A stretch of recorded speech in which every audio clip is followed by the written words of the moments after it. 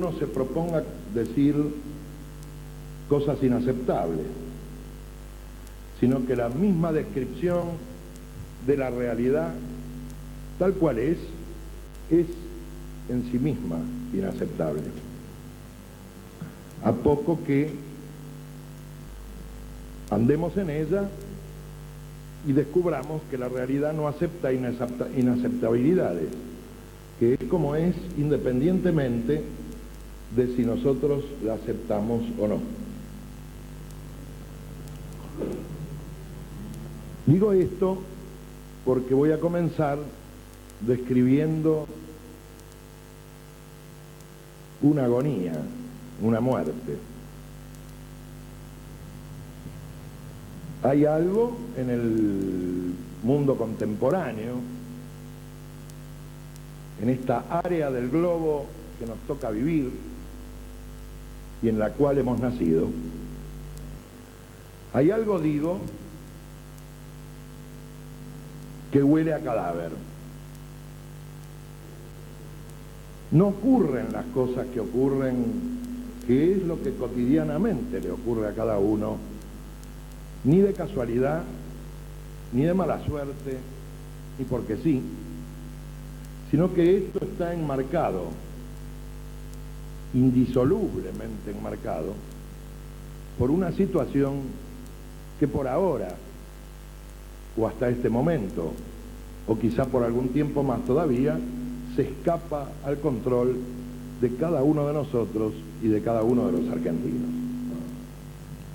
Pero del mismo modo que se escapa a ese control, también escapa al control de grandes áreas y porciones de la humanidad viviente hoy. Es que en rigor hay algo más que una mera crisis circunstancial del sistema económico o político mundial,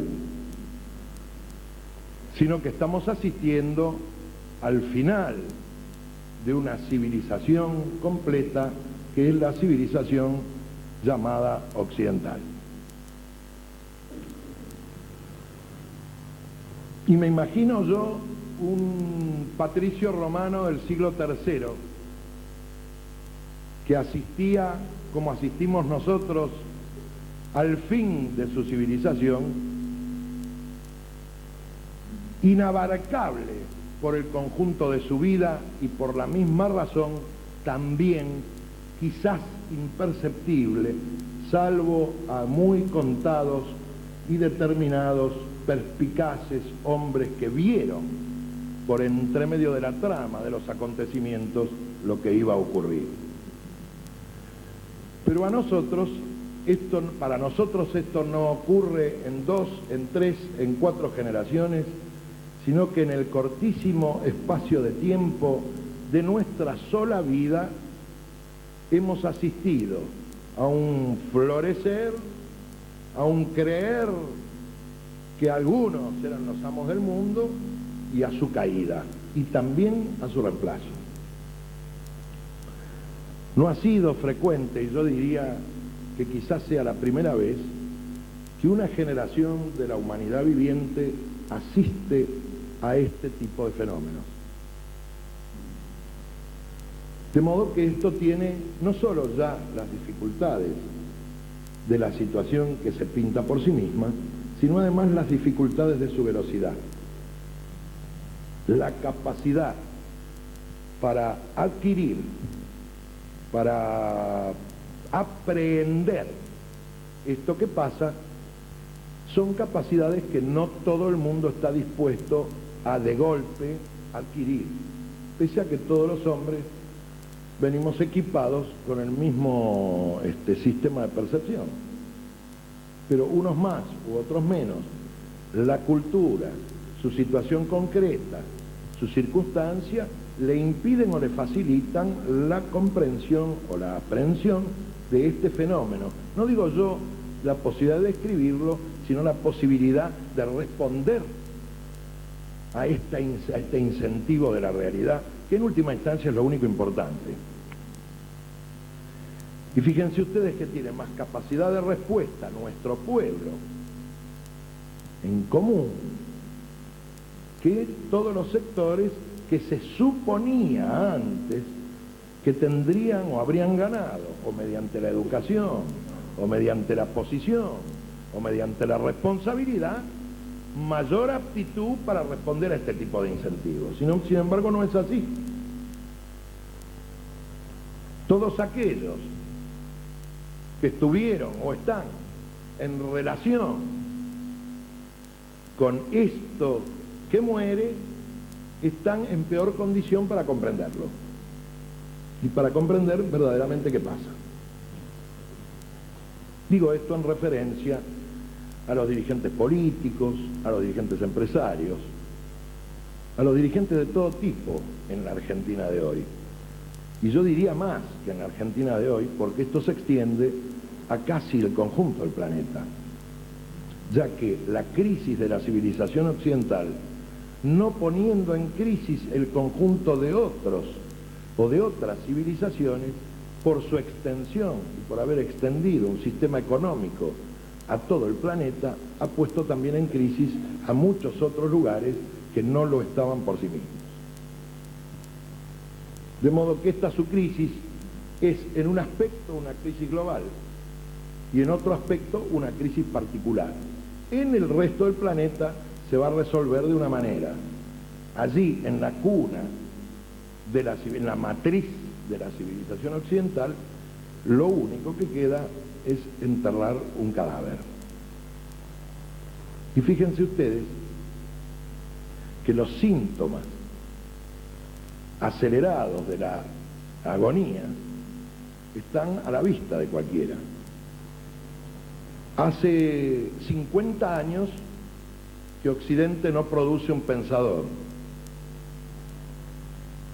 Hace 50 años que es incapaz de reflexionar sobre su propia condición, o bien particular, o bien en general. Hace 100 años que el hombre occidental está abandonado a sí mismo, en virtud de su progreso material, en virtud de una ideología ersatz, de reemplazo, que es lo que llaman vulgarmente el hedonismo, entregado a lo único que pareciera tener vida en ese mundo, que es la técnica. Ha muerto así, por allá por el siglo XVII, la teología, luego la filosofía, luego la política, la ética, la ciencia y finalmente el último resto que se sostiene, porque el sistema económico se sostiene de él, la tecnología, se ha convertido también en un campo de lucha y también va a ser destruido.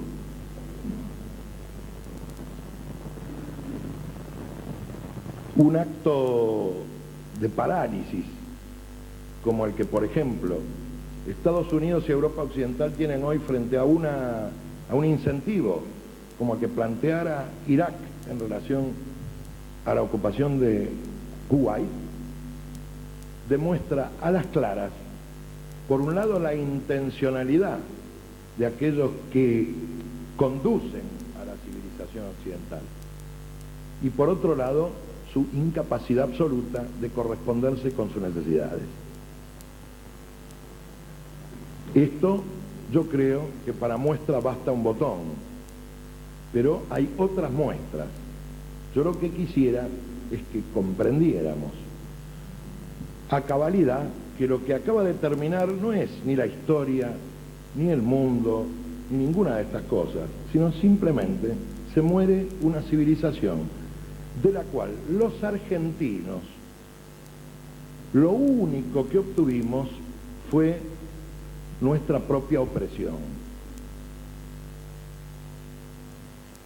Yo podría decir que la historia argentina, pero no la historia argentina como los periodizadores, tanto revisionistas como liberales, han periodizado la historia argentina, separándola, por ejemplo, en dos grandes tramos, el tramo colonial y el tramo independiente. La historia argentina no es esa es una historia argentina vista desde otro lado. La historia argentina desde nosotros tiene 500 años de edad. Esa es la historia del país, de los argentinos, y de los argentinos mismos, desde que Martín del Barco Centenera, en 1540, escribiera un poema largo en Santiago del Estero llamado La Argentina. Desde allí somos argentinos, por una nominación o autonominación de un habitante de esta tierra. Creo que desde ese momento hasta hoy, el avatar histórico de los argentinos, los cambios de los argentinos pueden medirse en dos procesos. Un proceso reincidente, primero con los liberales españoles, de Carlos III en adelante, después con los ingleses y en el periodo independiente con el patriciado o la oligarquía, de imponernos una civilización extraña. Y por otro lado, el desarrollo de una cultura propia, completa, que no excluyó los pedazos de la civilización invasora que le sirvieron para construir esta nueva construcción. Esta construcción que se construyó en una dialéctica de oposición a la civilización invasora, aprovechó de la civilización invasora, pero construyó también su propio edificio. Creo que Juan Perón es el primer expositor orgánico de esta cultura completa. Yo esquivo no porque le tema, sino porque está al margen el problema político.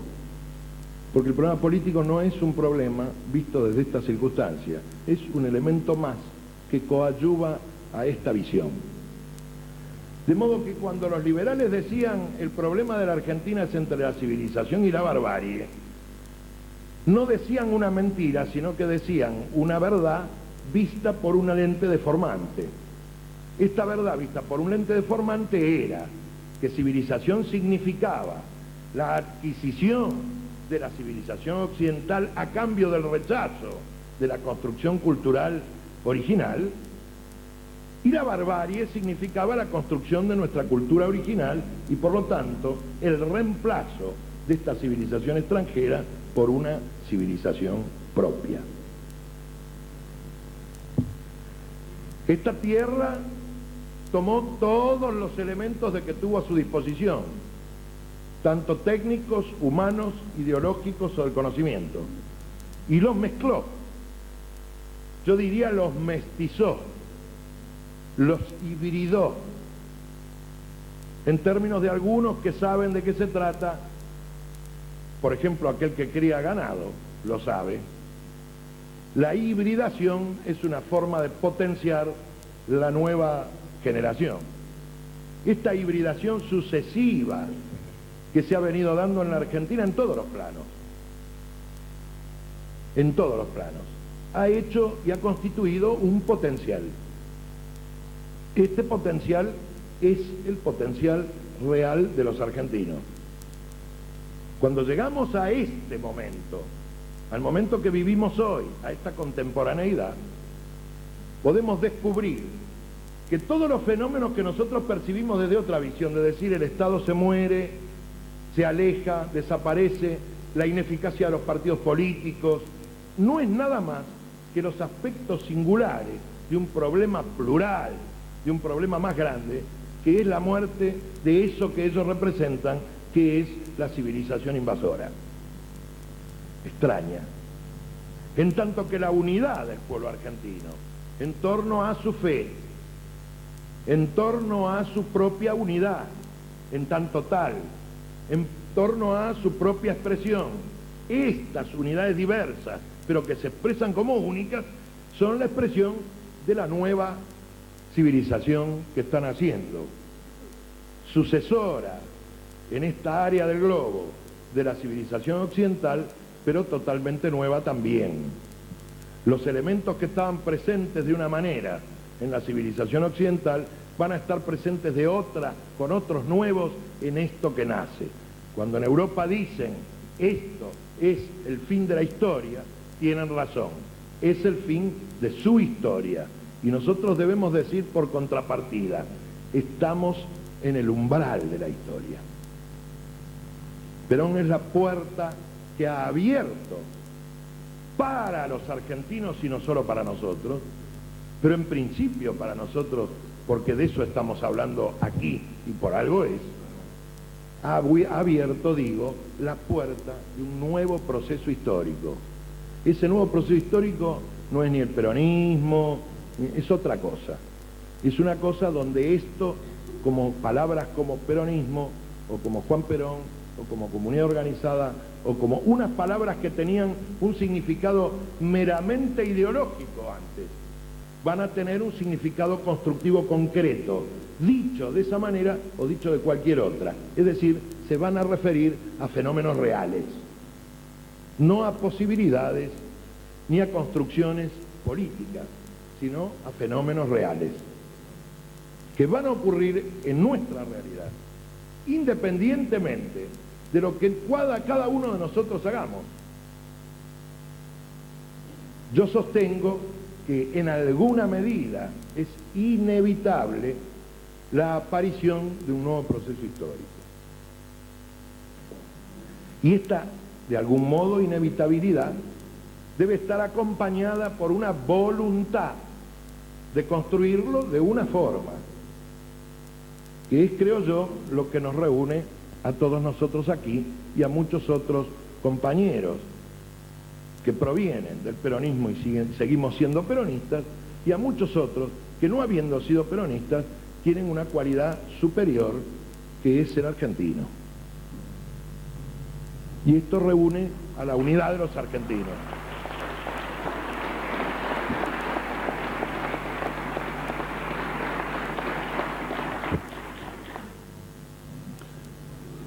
En este marco es donde, en esta dialéctica entre esta construcción y esto que muere, es donde nosotros debemos ubicar nuestra situación hoy. Y visto en esta perspectiva, ver qué significa hoy para nosotros política y qué significa hoy para nosotros sociedad. Porque el contenido de las palabras cambió significativamente desde el momento en que hemos cobrado conciencia que lo que se muere no es la Argentina, que lo que nos morimos no somos los argentinos, que lo que muere es la civilización occidental.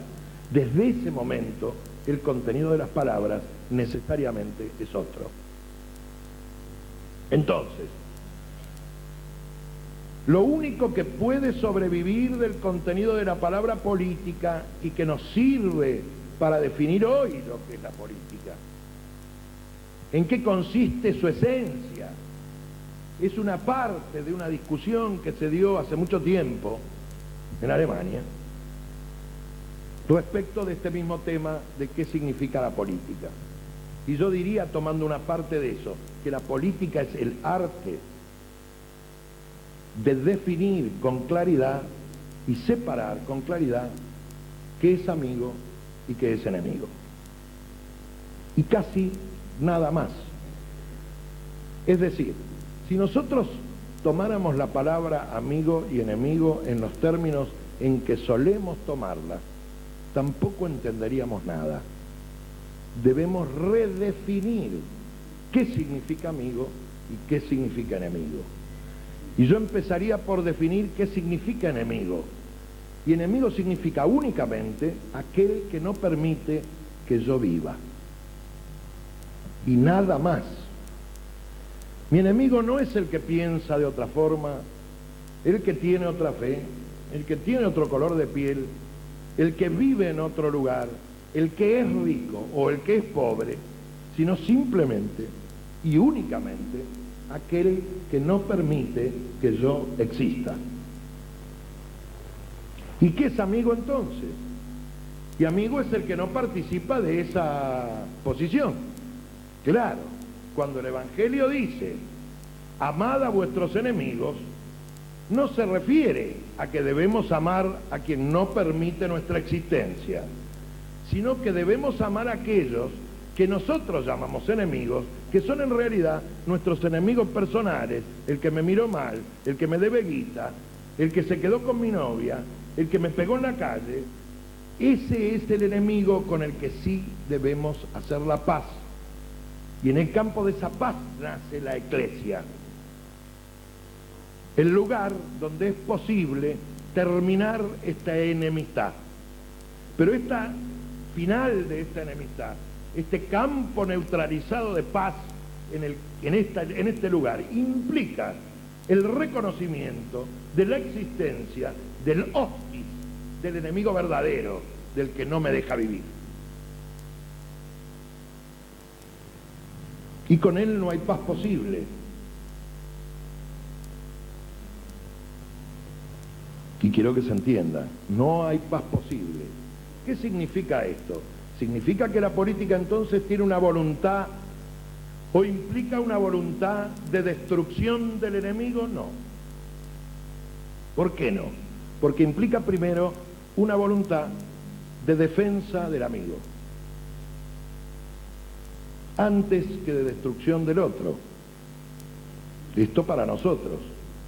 Y vemos cómo en la historia real, en la historia concreta, el solo hecho de hacer la paz en el propio campo, de reunir el propio campo en tanto el campo del amigo, en tanto y como quiera, sin imposición, es lo que finalmente termina destruyendo a aquel que está del otro lado de la línea. Porque no nos olvidemos que en este momento, del otro lado de la línea, nosotros tenemos una gran cantidad de prisioneros en campos de concentración abiertos que debemos hacer transitar a este lado. Entonces la política, desde su esencialidad hasta la forma más concreta, va adquiriendo un contorno que no es el contorno que muchos de nosotros hemos vivido en los años precedentes. Y que la primera cuestión importante está en un cambio de carácter que algunos pueden llamar psicológico, pero que yo llamo de conversión, porque creo que es más profundo, para transitar a la posibilidad de realizar una política acorde con la necesidad de hoy. Y esta necesidad de hoy, que insisto en la definición primera, es cómo se organiza el campo del amigo, cómo se establece la paz, que no es la paz del cementerio, sino la paz de comprender, está en la misma factura profunda de la política cotidiana. Mucha gente dice, si usted hace política, no venga. Y en realidad el discurso es contradictorio. ¿Por qué? Porque los únicos que hacen política son los que van. Y son los que están. Porque esa es la única política verdadera. Lo otro no es política. Lo otro está en otro lado. Lo otro hace política en su propio campo y en su propio seno. Como es pequeño y cada vez más acotado, esa política es oligárquica. Irremediablemente. Y empieza a tener todos los rasgos y todas las características de lo que a lo largo de estos últimos 50 años Perón y Eva Perón calificaron como oligárquico. Claro, nosotros en aquel entonces, los que en aquel entonces vivíamos, soy uno de ellos, digo, ¿no? No necesariamente, los demás son más jóvenes en general, identificábamos a la oligarquía con una clase determinada de la sociedad, que era el patriciado terrateniente de la provincia de Buenos Aires. Y sin embargo, el concepto de oligarquía no se aplica a una clase, se aplica a un tipo de inteligencia, que puede ser rico, que puede ser pobre, que puede tener cualquier color de piel y ocupar cualquier lugar en la sociedad, y igualmente es oligárquico. Este es un complejo de inteligencia, conducta, formas de operación, que es lo que lo caracteriza como oligárquico. A todo esto, creo que ustedes deben volver a leer a Eva Perón en las clases, en la escuela superior, donde ella tipifica claramente qué es esto. Digo, volver a los textos de vez en cuando es importante, sobre todo porque se va a leer otra cosa distinta de la que ya se leyó, porque es uno el que ha cambiado. Entonces,